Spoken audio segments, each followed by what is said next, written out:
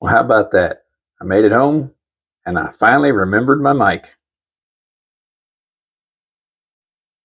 Yeah, this mic, it really does help cut out a lot of the background noise. When I don't have the mic, I got to make sure the air conditioner isn't running or you'll hear it humming while I'm trying to talk. So hopefully everything's working nice, loud, and clear today. But enough of that. Let's get to the Psalms. Psalms chapter 22, verses 11 through 13. Do not stay so far from me, for trouble is near, and no one else can help me. My enemies surround me like a herd of bulls. Fierce bulls of Bashan have hemmed me in. Like lions, they open their jaws against me, roaring and tearing into their prey.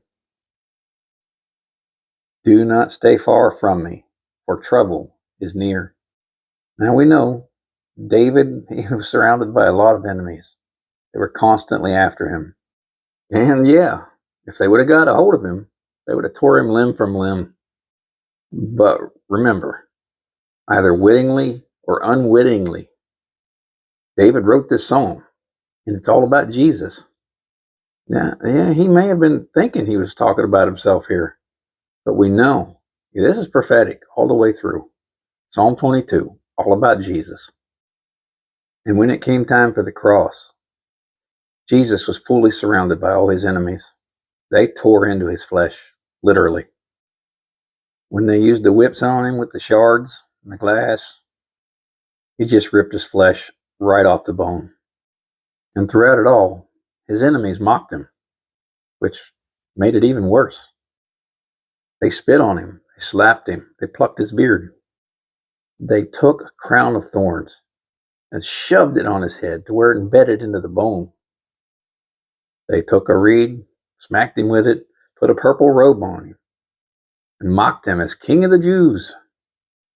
And what may be even worse is the religious leaders of Israel. They were the ones supposed to prepare the way for the arrival and tell the people it's time.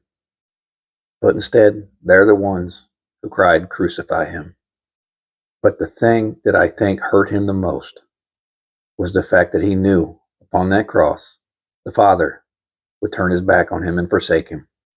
And from the cross, he cried out, my God, why have you forsaken me?" That probably pained him more than anything. Jesus knew this would all happen to him, but he went through it all anyways. Why?